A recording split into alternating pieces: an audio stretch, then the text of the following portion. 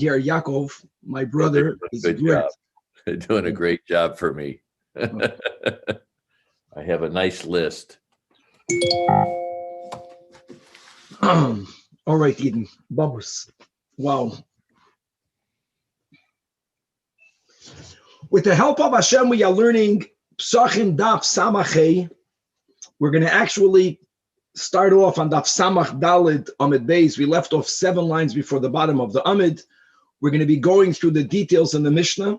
The Mishnah says that the Zrikas Hadam, that the throwing of the blood of the Pesach on the side of the Mizbeach of the altar, needs to be done on a side under which there is the base. And as we explained when we learned the Mishnah, the base of the altar, which was the widest part of the altar, did not fully go around the Mizbeach, did not fully go around the altar.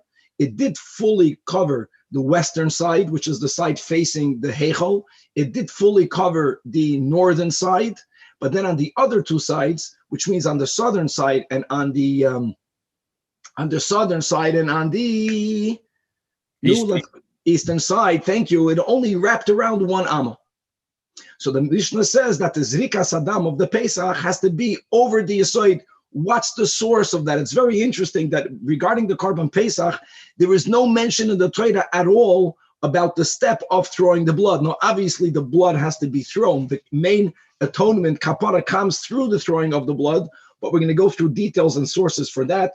The Gemara is going to explain why didn't the Chachamim consent to the rinsing of the floor of the Azara when Erev Pesach fell on Shabbos, and they had the system because there was a water canal that ran through the Azara, but there was a place for the water to enter, and then there was an opening for it to exit.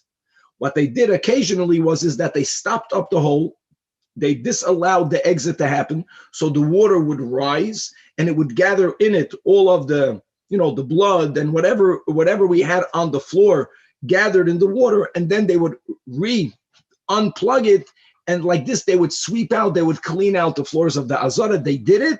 The Chachamim were not happy. What's that all about? We're going to have again this whole concept of Ein Shvus B'Mikdash.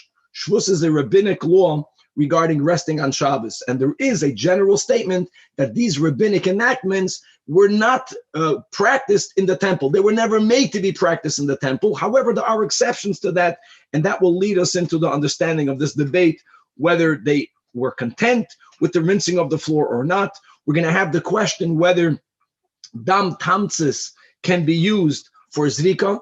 And as we learned in Chule and as we learned in Kachim, that there are really different types of bloods. There is what we call dam hanefesh, which is life blood. The life blood is when we are slaughtering an animal, the blood that spurts out is called life blood, dam hanefesh. That's the blood that ideally should be used for the mitzvah of zrika sadam, of zrika. Question is, there is also blood that exits the animal a moment before the life blood exits, and primarily it exits the animal after the blood stops going out with force. We call that drained blood, dam tamtzis. Is that okay to be used for zrika or not? We're going to learn about that.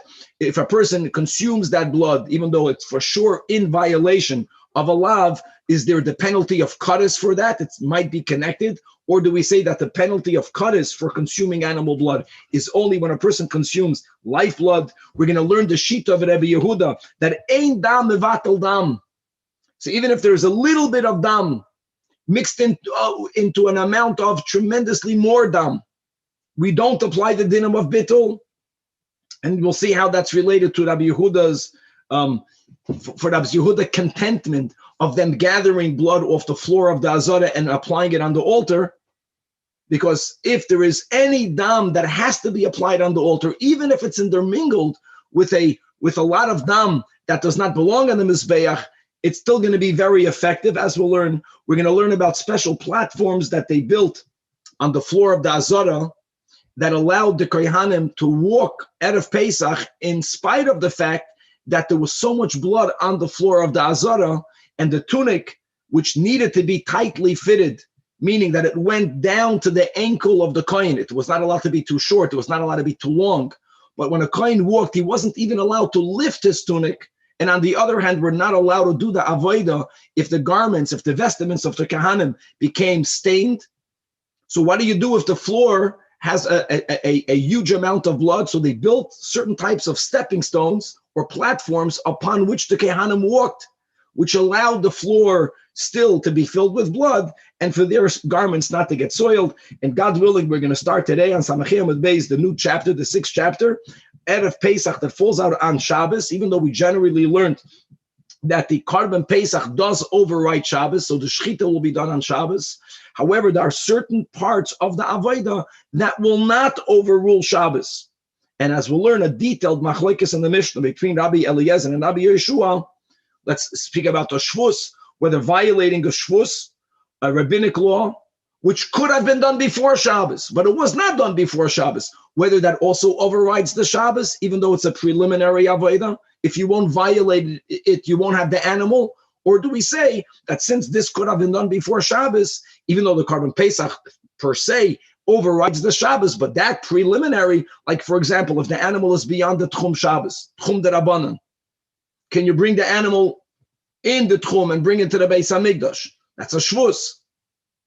But if you're not going to do that, you're not going to have the Korban Pesach. That will be one of the details in which Rabbi Eliezer and Rabbi Yeshua go a lot back and forth in the Mishnah. Chavra, let us start on Daf Samach Daled Amud Beis. We are 7 lines before the bottom of the Amud by the 2 dots, referring back to the words of the Mishnah, that the Kohen HaKarev Eitzel HaMizbeach, even though that no Kohen walked the blood to the altar, they passed it one Kohen to his friend, but then the Kohen closest to the altar threw it on the altar. So says the Gemara, Man Tana Pesach Bezrika. First of all, the Torah does not mention explicitly that the blood has to be put on the altar to begin with. But it's a given that the dam of a korban, the main avoid of the korban, even though there are 4 steps, shchita, kabbalah, hoilacha, but zrika is that which brings about the atonement. However, there were 2 ways that blood was applied on the walls or on the horns of the altar. One is they would pour it, shvicha.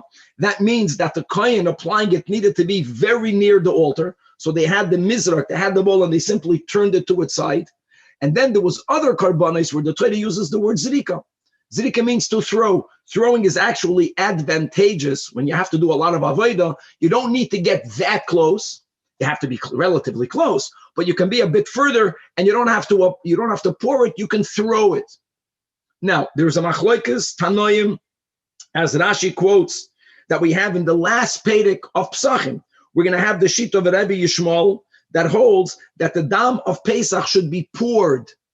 Our Mishnah uses the word thrown. So says the Gemara that who is the author of our Mishnah that the Pesach has to be thrown? It's obviously not Rabbi Yishmael. So Amar Rabbi Chisda Atz Rabbi Yisag Lili and the Tanya Rabbi Yisag Lili Yomer.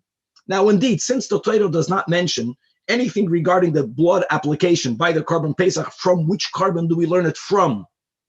So it's interesting, and those of us who should be saying every day is Zoma Kaiman, and the Mishnayos are grouping together different Korbanos.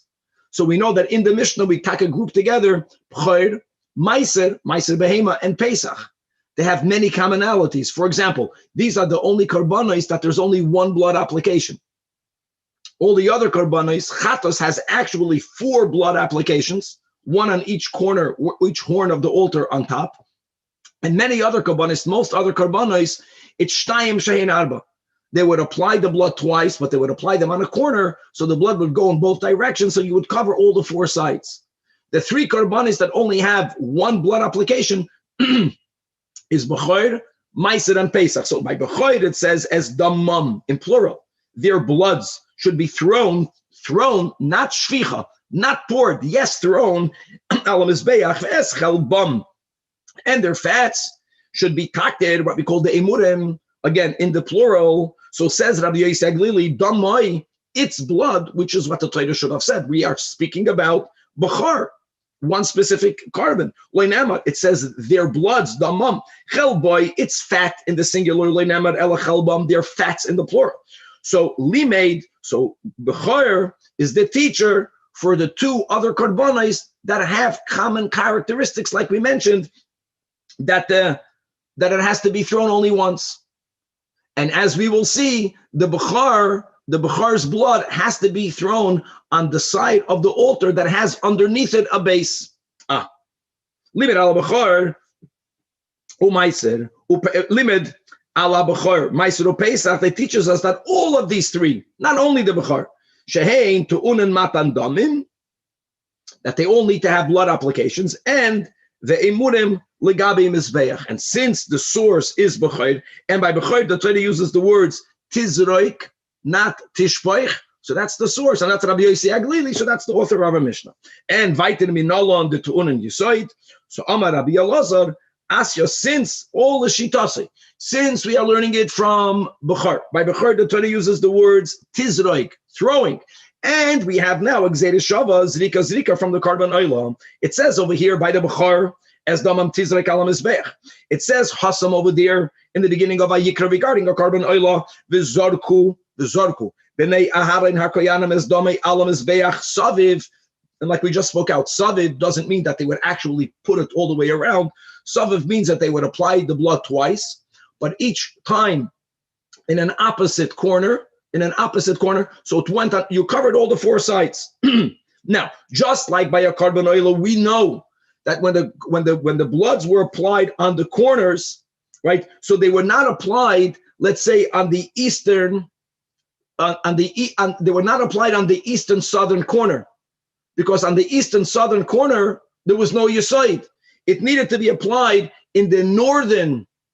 It needed to be applied in the northern eastern corner first time, and there was like wraparound of one amud there, and then they would walk, right, what we would call the opposite direction of a clock, and they would then come to the western, so almost first time would be the east north, and the other one would be west south, and there's always going to be a yisoid. Just like an oila has to be applied over the yisoid, over the base, af Pesach namanton yisoid, and daf samachay. And how do we know ba'oila gufa min alan that it has to be applied dafka on these areas, underneath width? You have the base, because it says in the Torah regarding a chatas that the blood of the chatas should be applied el yisoid mizbach ha'oila, onto the base of the mizbeach of the oila. In other words, that's an emes alma that the oila needs to have a yisoid. Gewaldig. Okay, Chavre daf samachay, second line from the top of the Amid. Baruch atah Adonai Eloheinu Malachenu b'sha'akol nimidvar. So the Mishnah taught us that the Korban Pesach needed to be brought in three groups, right? Because we had three expressions: Kahal, Adas, and Yisrael, and the Yotza saw Katri Shoina with the whole Seder. So says the Gemara, we learned in a Braisa, Tanach, that the third group, was called Kat Atzlanes, the lazy group, because they came last. Asks the Gemara, how can you give them a derogatory title for Holoi Sagile de Lafachi? Since we learned in the Mishnah that there needs to be three groups. So they're doing a function. You need to have their group. Says the Gemara, it might have a Leila Meved. What should they have done? Someone has got to be in that group. So answers the Gemara, it doesn't matter. Even though that we know that we have to bring it amongst three groups, but God never told you to go in the third group. You should have made an effort to be in the first group, and if not in the first group, at least in the second group. And the world cannot exist without perfume merchants or perfumers, and the world cannot exist without tanners. Now, perfume is the Gan Eden, smells good. Not all of them, but most of them. The bursi, it smelled so bad that a person who's a bursi cannot daven in a minyan. You know, they made their bursi minyanim. I mean, once you live in this type of odor, you get habituated to it. But other people don't. So both functions are needed. But if you have the option to choose, what do you think you're going to choose? You're going to be a bursi, you're going to be a basam. Ashrei Misha Emonasi Basam, happy or lucky is the person whose occupation is to be a perfumer. The Arizal was a perfumer for 10 years. And woe is it to the one who is a bursi. And now we go by to the world needs males and the world needs females. Ashrei Misha Banav Zacharim. Again, do you have an option? Maybe you have an option. We learned in either different techniques to have a male child. Ashrei Misha Banav Zacharim and Oila Misha Banav Nekevos. Because then, at least in the times of Chazal, a person had a tremendous amount of worry, like Rashi writes in Kedushin, by having a girl. There was a worry that someone, God forbid, is going to molest her. Then there was a worry that she's not going to get married off. There were certain worries that girls carry, even if this is a cultural thing. Point is that even though the world needs it all, but if you get to choose the one that's better. So yeah, we need to have 3 groups, but you're going to be called lazy if you're going into the 3rd group because no one told you to be in the 3rd group. I heard from my brother-in-law, Rabbi Levin, we had this on Daf Nun Gimel, right? Nun Gimel Amid Beis, that Toidois Ishraimi made a Kalvuchayim from the Tzfardim, right, to go on Mesiras Nefesh. And that the Torah says that you should go and enter the houses of the Egyptians and the ovens of the Egyptians, and they did it. So we learned from them. So the Kotzker Rebbe asks, what kind of Kalvuchayim do you have from the Tzfardim? God commanded the Tzfardim to go into the ovens. We learned the Tosfos over there. The statue that Nebuchadnezzar made was not an Avodah Zarah. God did not command anyone to give up their lives. Fakert, the Rambam has to explain that Gemara, because according to the Rambam, wherever a person is not commanded to give up his life or her life al Kiddush Hashem, they may not do so. Tosfos holds they may opt in. But still, how can you compare one to the other? So the Kotzker Rebbe answered, no. God commanded the frogs that they should enter the ovens, but God never told any specific frog, you should be the one going into the oven. So the frog that went into the oven needed to make a choice. I'm going to be that one. And that's why we make a Kalvuchayim from them. And coming back over here, even though there is a need on the group, not on the individual.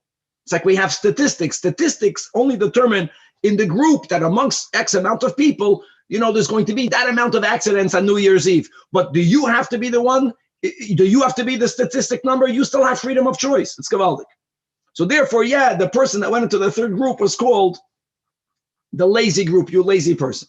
Right. Then the Mishnah went on to say that kemaseo b'choil, which included the way they rinsed out the chaser, they would plug in the hole, and the water would rise, and then everything would be gathered, and then they would unplug the hole, and the water they would rinse out the chaser. They did it. They rinsed it out, even on Shabbos. But the Chachamim were not content. Now, who exactly was not content?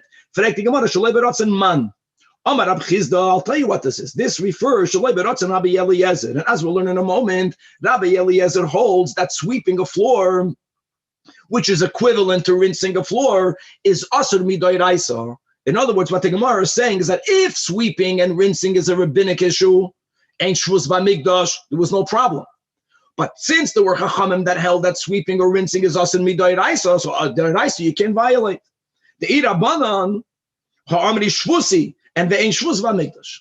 Hold on, wait. So where do we have this machlokes regarding the sweeping? The Tanya, guys, we had the Shabbos Tzadikei, Echad HaChoylev, milking an animal, or V'Hamachabetz, curdling the milk, or V'Hamagabing, pressing cheese.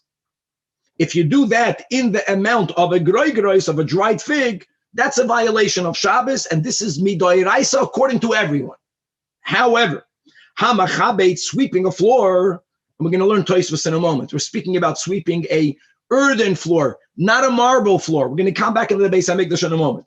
Or v'hamerabetz, another thing that they would do is that they would sprinkle water or sometimes wine on a earthen floor to keep the dust down. And v'haroi dechalis dvash, or if a person is going to remove loaves of honey, that means you're going to take the honeycombs from a beehive. So according to Rabbi Eliezer, who's the Tanach, this is also a biblical violation. So if you do all of the above, b'shoyeg b'Shabbos chayv chatos, or if you do all of the above on Yontif, now on Yontif, b'shoyeg, there's no penalty. But on Mezid, on Yontif, there's no kares, but you get malchus. Or hizid b'Yontif like asar bayim, divrei Rabbi Eliezer. So let's focus not on the first 3 choylev, machabetz, and megabin that everyone holds it to isur d'oraisa, but we are focusing on a machabet, v'hamerabetz, v'haroidem, and Rabbi Eliezer holds it's also asur midoraisa. The Chachamim regarding the latter 3, echad zeh ve'echad zeh, einoi ela mishum shvus. So therefore, b'mikdash ain't shvus b'mikdash. Now there's a lot of pointers here. Let's learn some of the second Tosfos. First of all, Tosfos points out what would be the issue of sweeping a floor, that you're going to be mashva gumais. Now guys, mashva gumais, that means if you have a hole in a floor and you're leveling it out, look, kula alma, that's an isur d'oraisa. Whether it's an isur connected to charish and zriya out in the field, whether it's an isur of boina in the house. And the question is, your intention was not to do it, but is it psikresha or not? So Tosfos first begins to point out that, hold on, it must be, right, Lav psikreshin. If the case, if when you are sweeping, you know for sure that you're going to be leveling out holes in the ground or little mounds, then everyone will hold it's an isur d'oraisa. So it's not a psikresha. So if it's not a psikresha, Tosfos wonders what exactly is the machlokes between Rabbi Eliezer and the Chachamim. In other words, you're not intending to do it. Tosfos has a gavaldik word. He says that the machlokes is when a person is sweeping the floor, even though the intention is not explicitly to level out holes, but since you're sweeping the floor, Rabbi Eliezer considers that an action of you intending to be mashva gumos, of leveling the holes. It's a machlokes whether this is considered your intention. If your intention is to level out holes, then avada everyone holds it's a isur d'oraisa.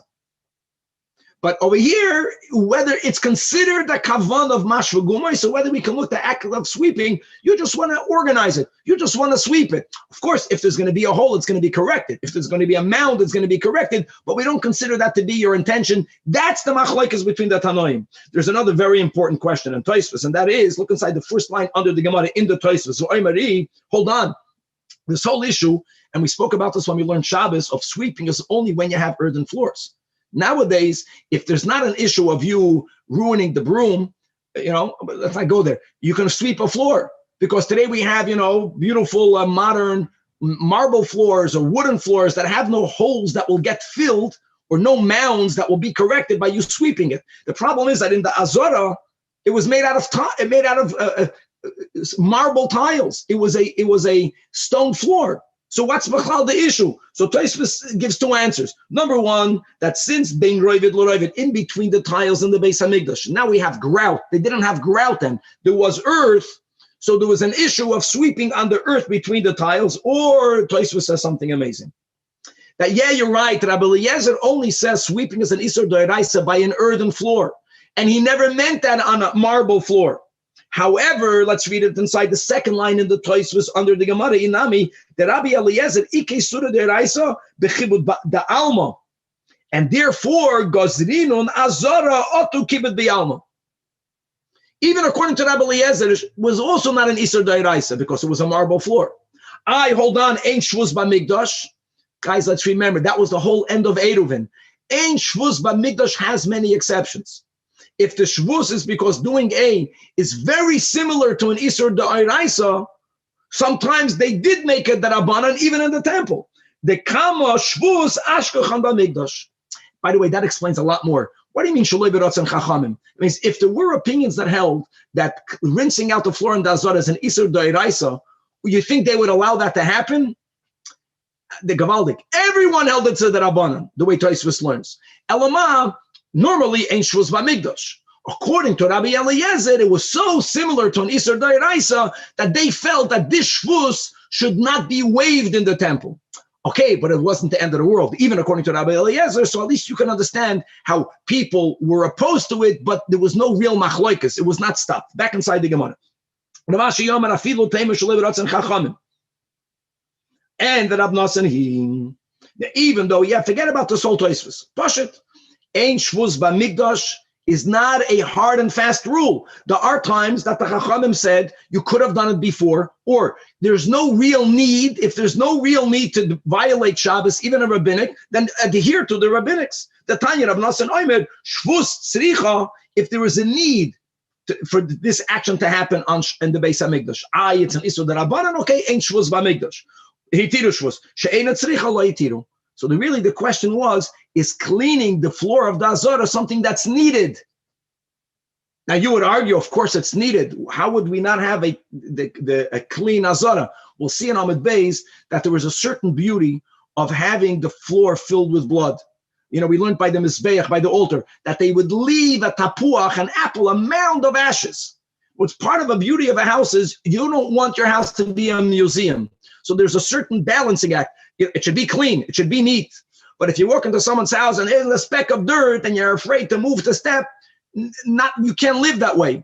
And in the Beis Hamikdash, it was a happening place. There were korbanos. I'm saying we don't consider that dirty. We consider that it's a place that people are living. It's a living place. So really the machlokes was, they held, no, let it be filled with blood on the floor. So what? We're doing the avodah. It's not disrespectful. The people felt, no, it's too much dam, we got to get rid of it. So that was the disagreement. Beautiful. Rabbi Yehuda says that there was another step that happened, that they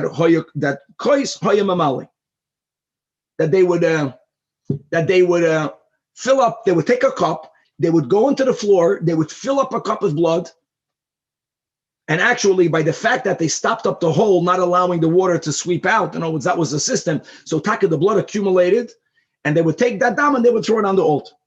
And only Rabbi Yehuda held you did that. So why would you do it, and why would not everyone consent to it? So Taim learned in Rabbi Yehuda, they would fill up a cup from this intermingled blood that's on the ground. Why would they do that? What were to happen if the blood of one carbon or of more than one carbon, if that blood never made it to the altar?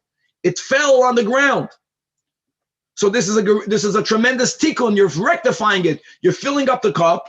And now in there is also some dam that never made it yet to the Mizbeach and Amachaya. And you save that group. Nimsa zemach shiroi. That is Rabbi Yehuda. So they tell Rabbi Yehuda, guys, we learned this in Zvachim, we learned this in Kachim. When blood leaves the neck of the animal by the incision, if it doesn't go directly into the clay shutters, if it goes on the floor, sweeping it up then from the floor doesn't work.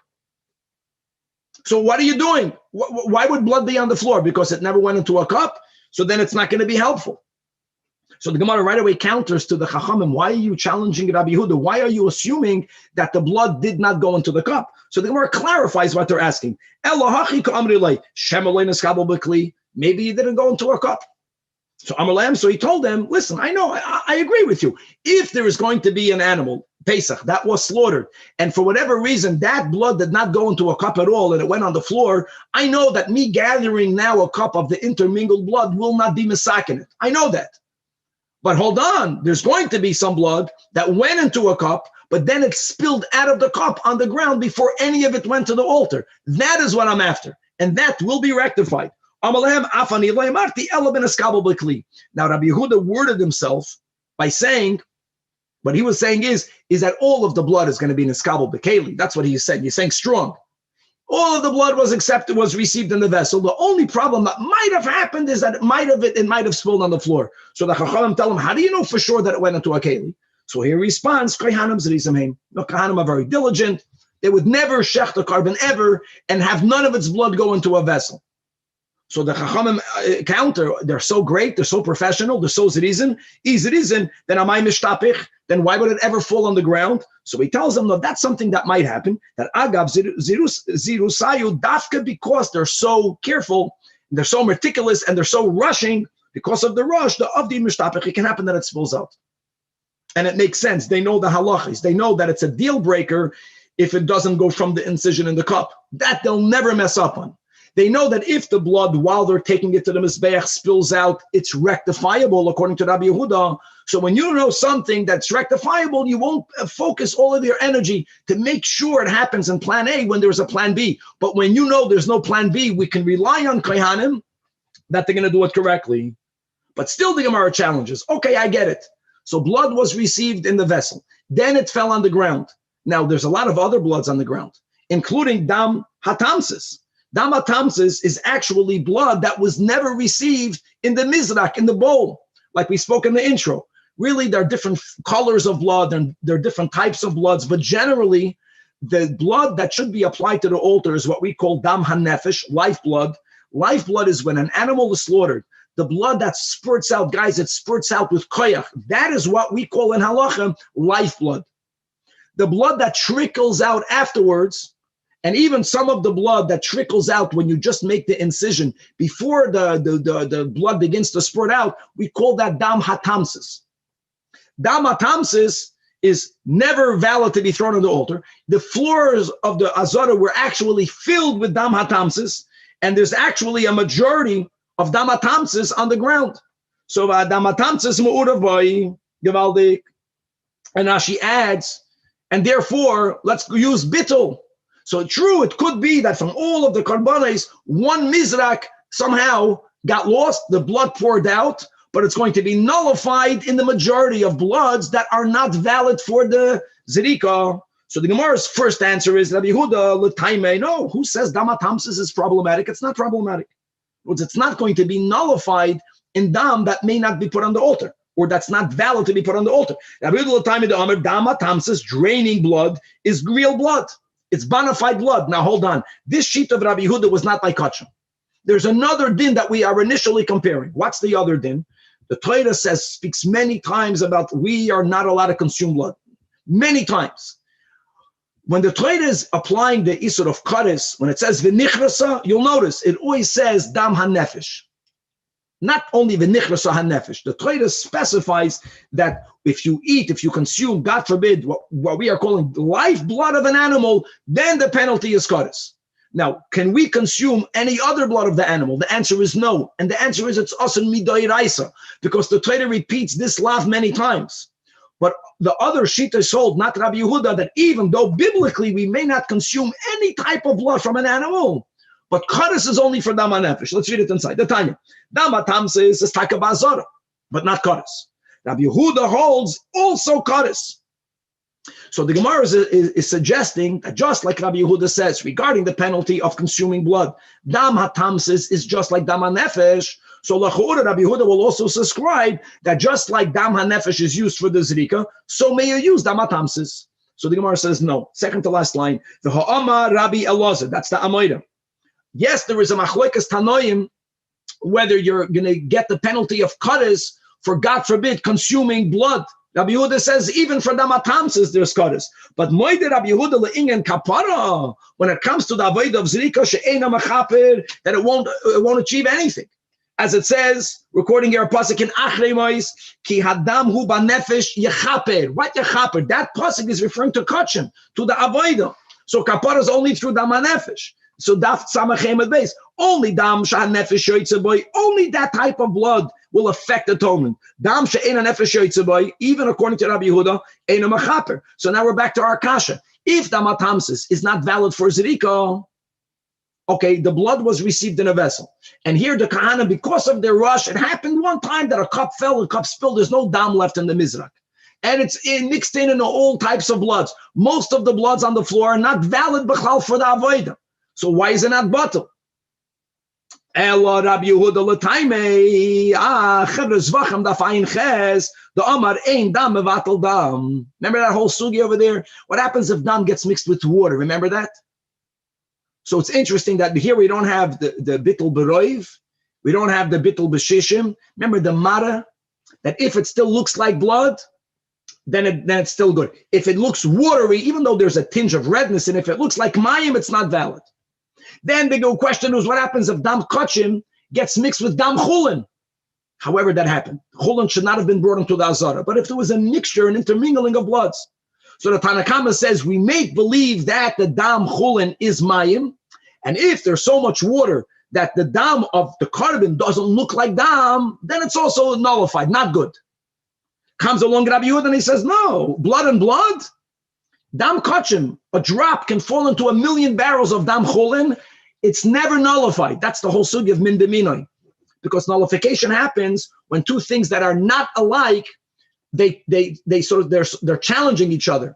So the stronger one prevails. Like and like, min b'minoi, there's no challenge. One is not overpowering, one is like the other. So Rabbi Yehuda holds ein dam mevatel dam. Now you understand why Rabbi Yehuda was the only one that filled up the cup. So if you don't hold like Rabbi Yehuda, even if the scenario of Rabbi Yehuda happened and a kohen accidentally dropped a mizrak and the blood spilled on the floor, if you don't subscribe to Rabbi Yehuda, if you hold that dam is mevatel dam at a certain point, when if it would have been water, it would have looked like it would have lost its appearance of blood, then scooping up from the floor intermingled blood won't help. So there's nothing you can do. It means it's possible, theoretically, that someone thought they had a Koren Pesach brought and they didn't. Rabbi Yehuda, since he holds ein dam mevatel dam, that's why he held you have to every now and then, before you would allow all of the accumulated blood to go out, to get rinsed out, scoop up one cup and throw it on the altar. Tanya, we learned in another brayse.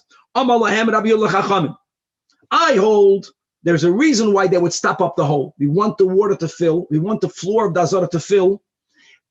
we wanted to feel it's much more than just rinsing it out, because like this, we're gathering all the blood together in order for me to save those people whose blood never made it yet to the altar. But l'divreichem, that blood was never collected from the floor. So why b'chlal did they plug? Let's go back to you want to sweep, you can sweep it out, you can rinse it out without you having the plug and the blood rising. I mean, that mamash caused blood to gather up tremendously. So they told him it's pashut amrulai shvachu lebnei Aaron. It's a praise to the children of Aaron sheyelchu, that they should walk ad arkuvay seyem bedam, until their knees in blood. It's a mitzvah. Wow. So therefore, it was pashut. It was part of the beauty, like they had on the mizbeach, the tapuach we had on the floor. We wanted people to enter there, and there should be, if it's a guzma or not, blood until their knees. Wow. So asks the Gemara, guys, we had this whole sugya in Zavachim, if you remember. What about chatzitza? The Kehanim wore nothing on their feet.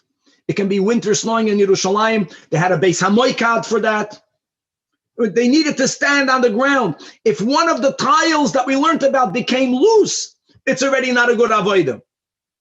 So how can you allow there to be so much blood? So the Gemara answers, one second. If blood congeals, then it's a chatzitza. It's an interposition.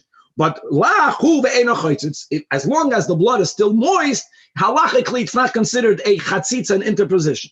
So it's considered that their feet are on the ground or on the floor. Kedetanya, hadam blood, hadiyoin ink, cholav and milk, hadavash and honey. If they are yevashim, if they are dry, then they're chaytzitzin. They create this interposition, the chatzitza, lachin. But if they're moist, ain't chaytzitzin. Okay, so that resolved the chatzitza problem. We have another problem. Their vestments become stained. And that's a problem. And really, it's not a Mishnah, but the Messiah Sashas means it's a Braisa, Vitanya, how you begodov, if the garments of the vestments of Kohanim were mitushtashim, were soiled, and he did the avodah while he was wearing these soiled garments, psula, it invalidates the avodah. Oigavalt. And that's why, us, we have to always be clean, especially when we daven. Because, that look how careful we were. And if you're going to say, oh, no problem, when they would walk around in that puddle of blood, that they would lift their garments. Now with Kohanim, they're not really wear pants. They had an undergarment, but they wore one long tunic, and that went all the way down until the end of the ankles. So maybe when they walked through an area until their knees, they would lift it above their knees. No, you can't. You're not allowed to do that. We learned in a Braisa based on a pasuk in Sav that's speaking about the linen tunic, and the Torah uses the words midoi, but his fitted linen tunic, midah from fitting. In other words, the Braisa says the word midoi means kim midasoi, that it had it fitted means today the short skirt kapatis. The mini kapatas, that's what we're not allowed to do. That shelo yechsar, it's not allowed to be short. It can be long. Look how it began, guys. We wore Shabbos a kapata until the ankles. You see, the modern world, what happened? Like in my times, okay, it was right below your knees. Today it's already above your head, there's like nothing, I don't know how it goes up. So shelo yechsar, it shouldn't be too short, but it can't be too long. And we learn details and mamash until the ankle. So you can't say they walked around picking it up. So the Gemara says, hold on. I mean, I know you're going to have a question, but 1 second. We're simply looking when this expression that it's a shvach for Bnei Aharon to walk in blood until their knees, there was one activity that they did which is not considered an avodah. There is when they would be allowed to lift up their tunic and it would never get dirty. So what stage were they allowed to do walking through the blood, lifting it up, when they would carry the evadim that have to be burnt on the altar to the ramp? Going up the ramp is an avodah, but walking it from the flaying area until the ramp, that's not called an avodah. Nor says that's not true. Since this is something that only made done by a kohen, it's interesting. Flaying doesn't have to be done by Kohanim. It could be done doesn't need to be done by Kohanim. And that's the rule, that's the klal. Anything that has to be done by a kohen is for sure an avodah. Avoidahu. And how do we know that the walking of the limbs, even to the ramp, has to be done only by kohanim, as it says in the Braisa? The Tanya, when it says v'hikrev hakohen es hakoil, everything hamizbecha. What's the hakoil? Zuhayloches evaram lakeves. Answers the Gemara. You're right. You know what step is not called an avoida? Walking the wood to the pyre. So fine.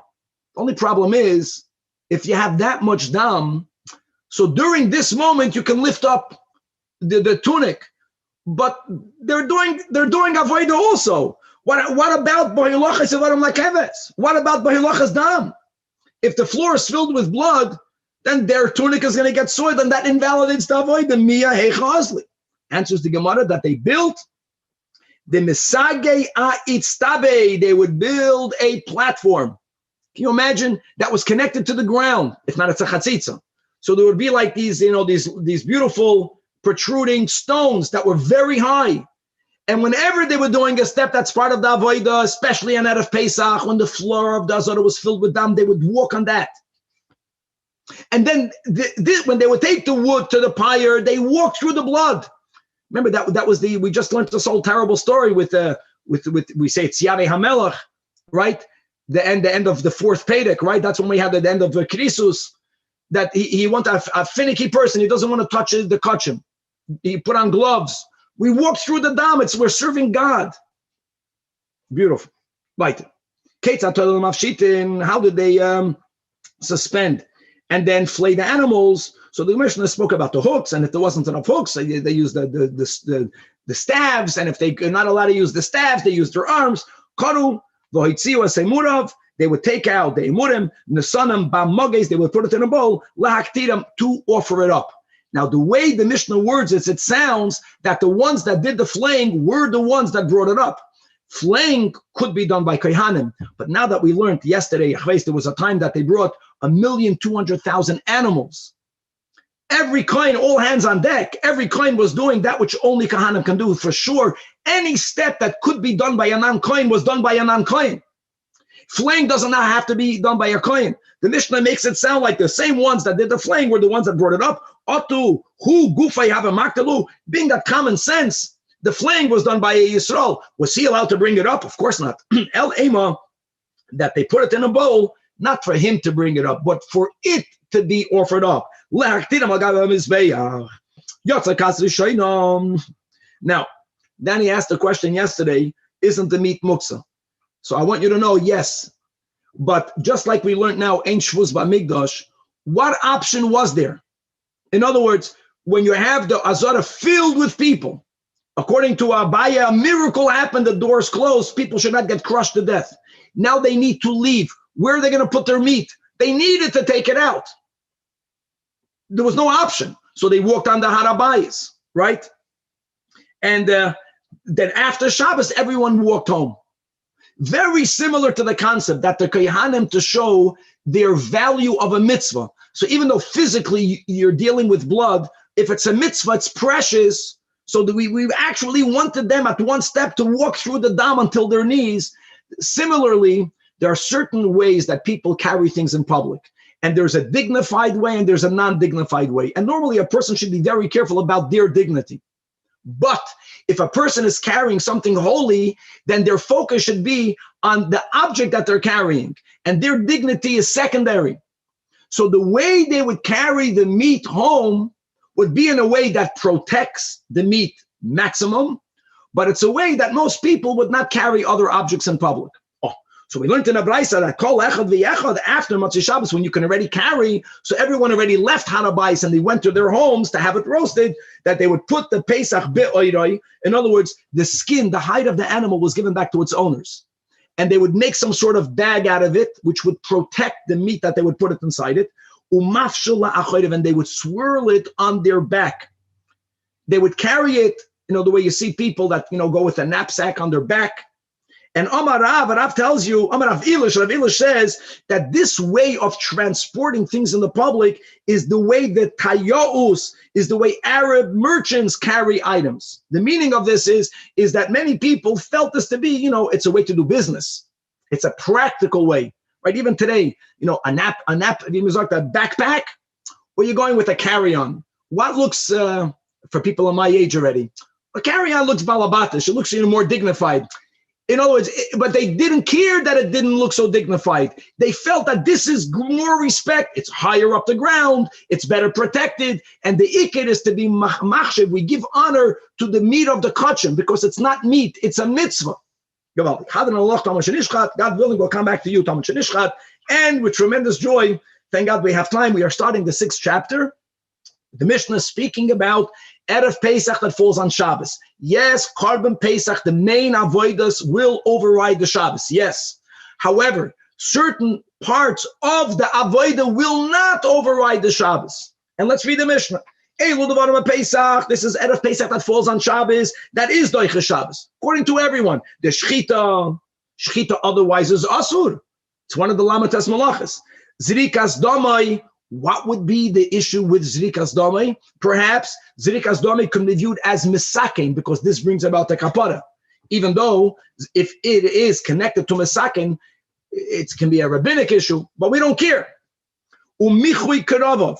Now, when you have the intestines, so there is the waste that's inside the intestines for people who understand how animals work.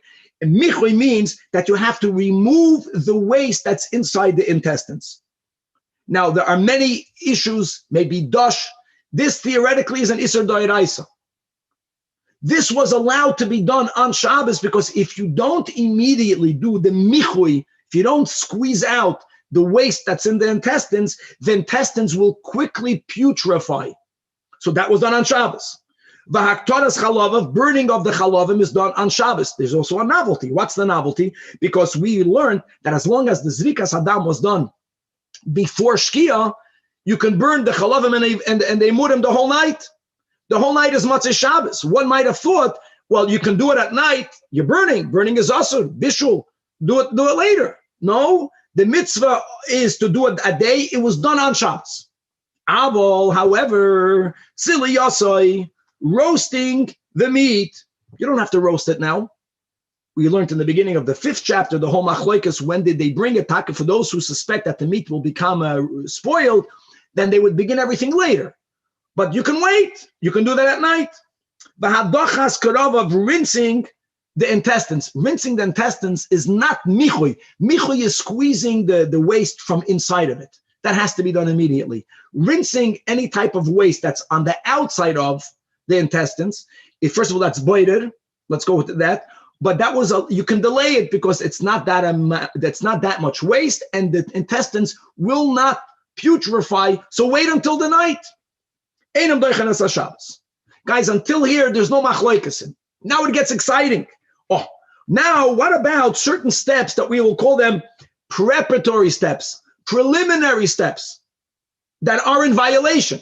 So, for example, if a person did not bring their animal on Shabbos close enough where the animal is going to be walking on its own, our group's lemele has to be carried. True carrying an animal on Shabbos, even when there's no Eruv, Rashi reminds us, we're going with the Shita, based on the rule that Chai Noisa Es Atzma is not a biblical violation, but it's a rabbinic violation. It's good to remember that. You know, when we say Chai Noisa Es Atzma, it doesn't mean that I can pick up my child and walk with him in the Rishus Harabim. It means that if I'm stuck with my child on the street and there's a danger, so, you know, two people each one should grab a hand, Shnaim Shasu, Chai Noisa Es Atzma. It's a big help, but midoraisa you're not violating according to our Tanach, carrying even not an animal, because a living being helps himself or herself be carried. The life carries itself. So carrying an animal, if need be, is an isur d'Rabbanan. You did not bring the animal close enough. Are you allowed to violate this isur d'Rabbanan for you to bring the Korban Pesach? That's number one. Har kavasi. Number two, a person, Eruvin, or my things are bound rabbinically to the 2,000 amat chum. What happens if my animal was beyond the 2,000 amat chum? Forget about carrying it. I'll walk it, but it's going beyond the tchum. Am I allowed to do it? And number three, and that is chatichas yabaltoi, that if an animal has a wart, all animals have to be wholesome to be offered as a sacrifice. Now, if there is a wart A wart, removing of a wart with a utensil made for that, that is also midoraisa.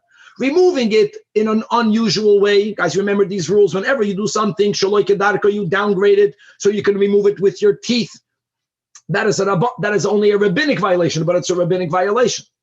You should have made your animal fit for a sacrifice before Shabbos, but you did not. So these three examples, harkavasai, havasai mechutz l'tchum, chatichas yabaltoi, here is where we have a machlokes. Says the Tanakama, ein doichen as Shabbos. Another good example. You don't even say ein shvuz b'mikdash. No, you should have done it with mikdash. You should have done it before. You're not doichen Shabbos. Rabbi Eliezer Oimer, right? This is also connected to the machlokes we have in Shabbos daf kuf lamed, right? Machshirei mila. Mila is doichen Shabbos. Machshirei mila, that's better. So that's Rabbi Eliezer, mamish consistent with his opinion, says, yeah, doichen. You should have done it before, but Rabbi, Rabbi, how do they actually get the animals to the Beis Hamikdash on Shabbos? Walking an animal is okay. As long as the animal is within the tchum, then you're not, a person, we learned that in Shabbos, a person can walk their dog on Shabbos. They can even walk it with a leash. With all of the preconditions, the leash, cannot go out of the hand, more a tefach, it cannot drag on the floor. Even that is not considered carrying. Walking an animal is not called carrying. Okay, right. So now, so that's the machlokes. Very important. Tanakama will see who will represent the Tanakama will be Rabbi Yeshua. He says that any preparatory step may not be done, even if you're only violating an Rabbanan. For sure, you cannot violate a Deraisa. Rabbi Eliezer holds you are allowed to do it. Let's go now in the back and forth. Rabbi Eliezer, whoa, to the Tanakama, I have a Kal V'chomer. V'loidinu.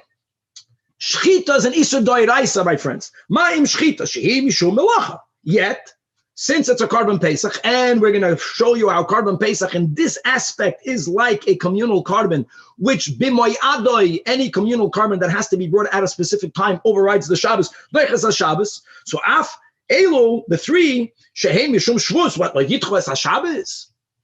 Omar le Rabbi Yeshua, Omar lo Rabbi Yeshua, no. Yom Tov Yechiach. Let's go like this. Sheitiru mishum malacha. B'chlal shchita on Yom Tov is allowed oichel nefesh. Nevertheless, on Yom Tov, you're not allowed to violate any shvus. For us, so for example, I'm allowed to shecht an animal on Yom Tov. What happens if on Yom Tov, the only meat that I have is my animal that's outside the tchum? Can I bring my animal in to shecht and to have a sudas Yom Tov? No. Shchita, yes. But the same logic, you could have done this before. It's only a Rabbanan, you can't do that. So Amalei Rabbi Eliezer, he says, Maze Yoishua, what are you talking about? Maraya Reshus LaMitzvah.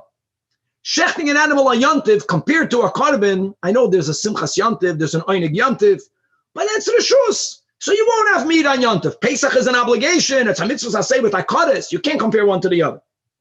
So hey, Shiv Rabbi Akiva, but I'm like, okay, fine. You want to speak about a biblical? I'll bring you a mitzvah.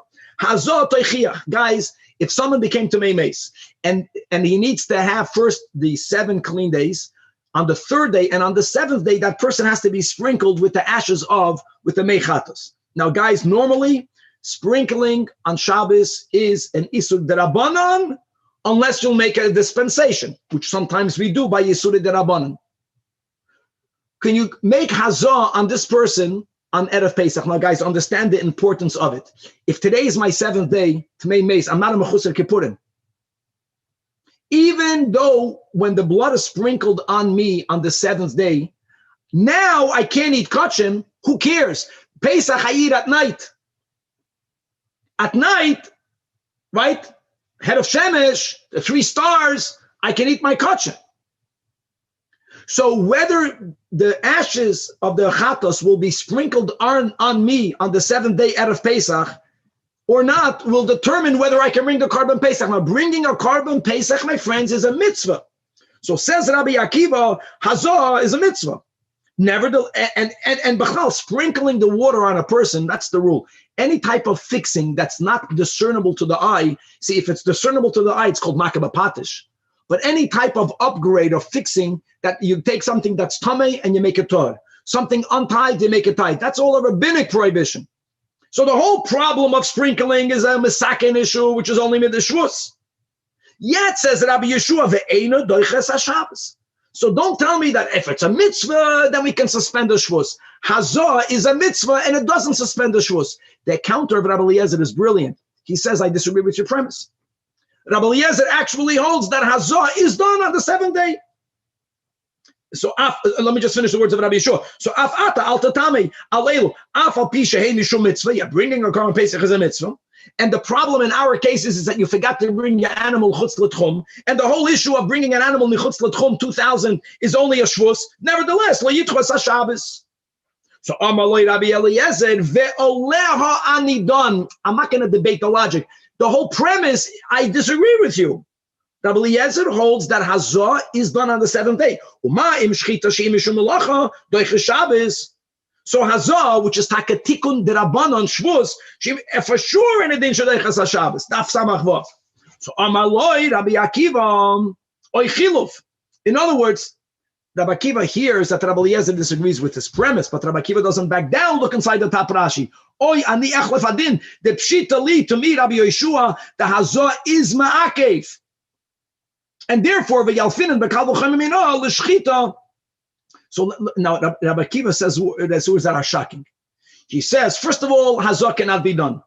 And now, let me go even further. Now, he knew what he's saying now was not correct, but he worded things in a way that made him ask his question very strongly. Uma im Hazah, that is only a problem of Shavuos.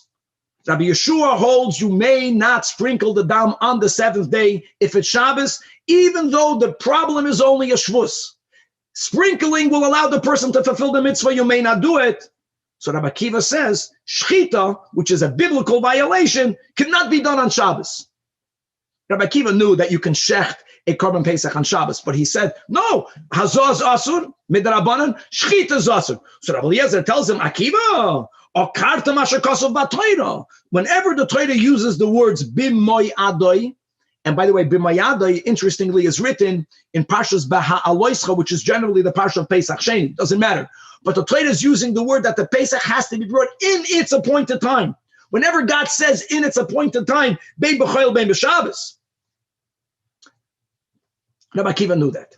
So, Rabbi Akiva tells Rabbi Eliezer, with respect, Rebbe Laban, yeah, I know that. Shchit, I know can be done. You know why? Because God said the word b'may adoi regarding the shchita. Havali mayed la'elu k'mayed l'shchita. You know, it's items that could not have been done before, like shchita. Yes.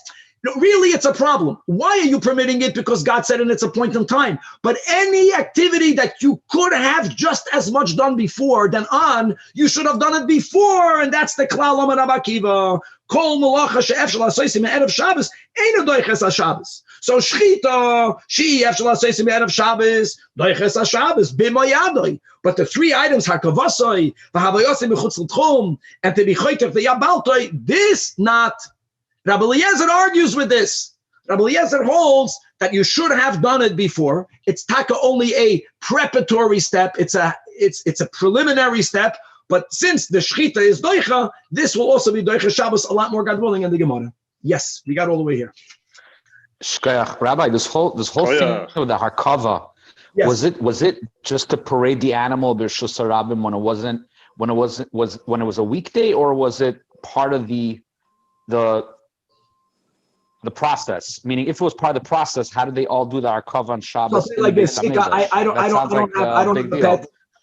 not a pet owner, but think about it. I mean, you imagine you have millions of people in Yerushalayim, and you have your lemela, your shepsela that you love, that you're going to give away to God. So some people walk it, some people carry it. So it wasn't part of the process. It was just It was. I think it was. It was either practical, or it was a sign of endearment. You didn't want your little shepsela to get kicked by other people accidentally. You have to just get the picture. We have to get used to it. Mashiach is coming, guys. There's going to be millions of Jews, Haredim, with white beards, with a lamb. Get used to that. And the lamb is going to go in the same direction. You're going to the right. The lamb is going to the left. I mean, it's going to be like it's going to be mamash of freilach. Rabbi, when it comes to smoothing the floor on Shabbos, is there a difference between lach and yavesh, if it's wet, liquid blood, or if it's dust? if it's so dry that it can never be mashva gumais, I don't think there would ever be a problem. If it's dirt, you're smoothing dirt. Blood, you're not smoothing into cracks. The cloth was with a dirt floor. The Beis Hamikdash wasn't a dirt floor. Okay, Tzemach, very good. Hold on. Once the Chachamim said you may not sweep a earthen floor, then you can't sweep a floor, period. The beauty of the Tosfos that we learned is Tosfos says, even Rabbi Eliezer holds that in the Beis Hamikdash you can sweep the floor because it was a marble floor. But if sweeping an earthen floor is Asur D'Oraisa, then it's a given. We will not say Ein Shvuz B'Mikdash even on a marble floor. If even an earthen floor is only Asur Midrabanan, then on a marble floor there's no issue, which is what we held. And outside the Beis Hamikdash, any floor? Now we all paskin Tzemach that we can sweep our floors in Shulchan Aruch. We paskin that way. Right. Thank you.